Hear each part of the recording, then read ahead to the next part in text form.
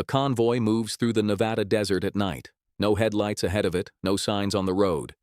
Every intersection has been cleared by police escorts who were not told what they are guarding.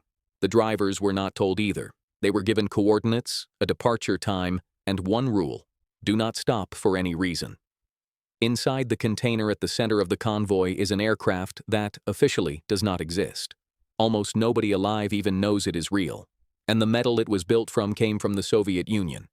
The question buried inside that convoy is simple and insane at the same time. How do you secretly build an American spy plane out of metal that comes from the very country it is meant to spy on? Hold that. Because before this story is over, you are going to understand exactly how that happened, and why it was the only way it could have worked. To understand what the CIA was chasing, you first have to understand what it was about to lose. Through the late 1950s, the U-2 spy plane was untouchable. It operated in a band of atmosphere Soviet fighters could not reach, where even missile crews had little confidence their weapons could climb that high. The CIA used it to photograph military installations, missile sites, and airfields deep inside Soviet territory. It was, for several years, the most valuable intelligence tool in the world. Then, on the 1st of May 1960, a Soviet missile found one. Francis Gary Powers was flying a mission over Sverdlovsk when his aircraft, the one that was not supposed to be touchable, broke apart around him. He survived. The U-2 did not. And the Soviet Union made sure the world knew it. The safe margin did not narrow gradually. It vanished in a single morning. If the U-2 could be brought down, nobody had a convincing answer for what came next. The CIA needed something that could outrun that problem entirely. Something no defense system could catch. Nobody knew whether such an aircraft could actually be built. The assignment landed on Kelly Johnson's desk. When they needed something that was not supposed to exist, they went to him. He had already pulled off one miracle with the U-2. Now they were asking for something that made the U-2 look almost simple. The requirements looked absurd. The new aircraft had to fly higher than anything anyone had ever built, outrun missiles designed specifically to kill it, and carry cameras sharp enough to read the ground from the edge of space. Johnson said yes. The question was whether the metal and physics would. Then he walked it back to his team, and the trouble started. The engines they needed did not exist yet. Not even close. The airframe would heat to temperatures that would destroy every material they had. Any design large enough to carry the cameras showed up on Soviet radar like a flare. The program had to stay completely invisible, but a project this size was almost impossible to hide. And somewhere in Washington, the people holding the budget were already asking whether this was worth it. Any one of those problems could have killed the project. Every single one of them was active at the same time. And then they ran into the problem they could not even begin to work around. At the speeds Kelly Johnson was drawing on paper, the aircraft would be flying inside its own furnace. The skin would heat to temperatures that ordinary aluminum simply could not survive. The friction alone would start tearing the structure apart long before the mission was over. There was only one way around that. Titanium. Light enough to fly, strong enough to hold together, and stubborn in the kind of heat that would ruin everything else. The airframe, the skin, the structural bones, all of it would have to be built largely from titanium, on a scale nobody had ever attempted. And this is where the project should have died. The United States did not have enough of it. Buying it openly would take years they did not have and leave a trail pointing straight at whatever the CIA was building. For Johnson, it was the first time the limits weren't in his drawings or his physics. They were in the world outside the hangar. There was, however, one country sitting on exactly the amount of titanium they needed: the Soviet Union.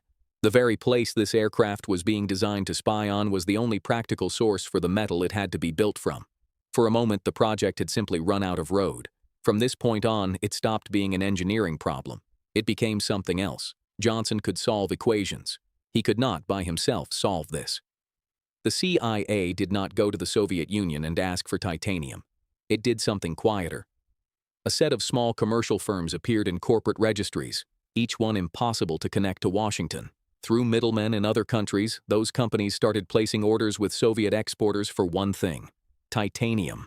From the Soviet side, it looked boring. Raw metal shipped to ordinary foreign companies. Routine contracts. The paperwork looked exactly like every other shipment. The titanium itself took a different path. It passed from broker to broker, crossed borders, changed owners, lost names. By the time it reached the United States, it was just metal in anonymous crates, bound for facilities tied to a program that did not officially exist. The Soviet Union had just supplied part of the aircraft being built to spy on it, and nobody on their side ever realized it. But having the material was only part of the problem. A project this big was never going to disappear inside a normal factory. It could not sit next to a city. It could not live anywhere a Soviet satellite or a curious stranger might see something they should not. The CIA needed a place that was, for all practical purposes, nowhere. They found it on the edge of a dry lake bed in the Nevada desert that barely appeared on any map. Workers began arriving, not by road, but on anonymous unmarked flights. No flight number, no destination on the board. They got no address, no name for the place, and nothing honest to tell their families when someone asked where they were going. For most of them, it felt less like starting a new job and more like stepping off the edge of the map. The papers they signed were absolute. They could not tell their families where they worked or explain the disappearances. Some guessed, others just stopped asking. In the middle of the desert, a hidden town started to take shape. Hangars, runways, rows of housing, a fence line that officially was not there, on no public map, in no official record. At night, there were lights over the desert that officially did not belong to anything. And inside it, the aircraft was starting to take shape.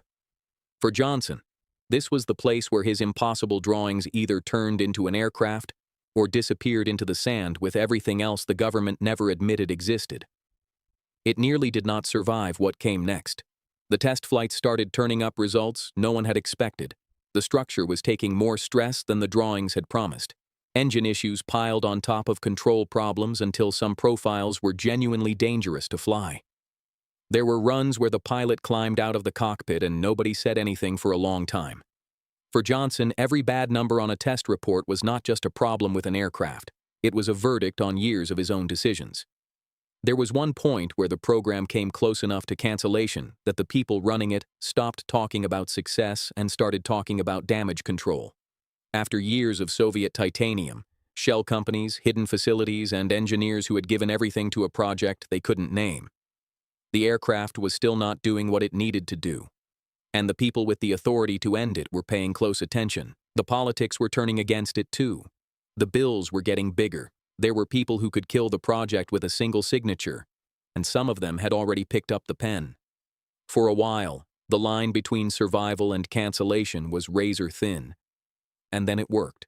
Not halfway, not close enough, all the way.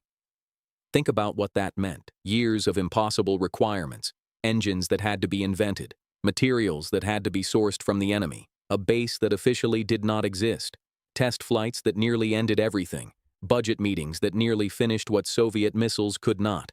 And after all of it, the aircraft hit every number it was built for. The speeds, the altitudes, everything.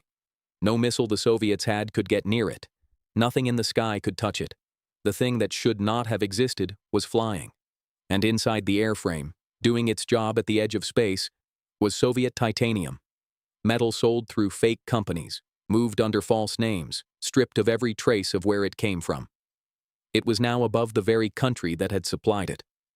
The CIA had just finished building the most sophisticated spy plane on Earth.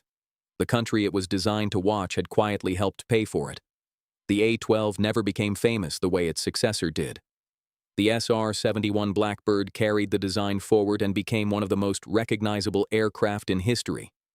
But the A-12, the original, the proof, the aircraft that solved the impossible problems first, was retired before most people knew it had existed. It was not shot down. It was not defeated by Soviet air defenses. After powers, nobody in Washington wanted to find out what losing a second aircraft over Soviet territory would cost them. Satellites could now do what it had once risked lives to do. The need for it quietly disappeared. The thing that finally ended the program was not a Soviet missile. It was not a radar lock. It was not an interceptor. It was a budget meeting. The Soviets spent years trying to build defenses that could reach it. They never did. What actually brought the program down was a conversation in Washington about satellites and cost lines. Years of secrecy. Shell companies in 3 countries. A hidden city in the Nevada desert. Engineers who could not tell their families where they worked. Soviet titanium moving through false hands across international borders. All of it ended not by the enemy, but by the changing world around it. The Soviet Union never learned what their titanium had been used for. They sold it to buyers who did not exist, for purposes that were never disclosed, and it spent years flying over the territory they were trying to protect, before anyone outside a handful of classified briefings knew it had happened. They built the aircraft that spied on them. They just never knew they did.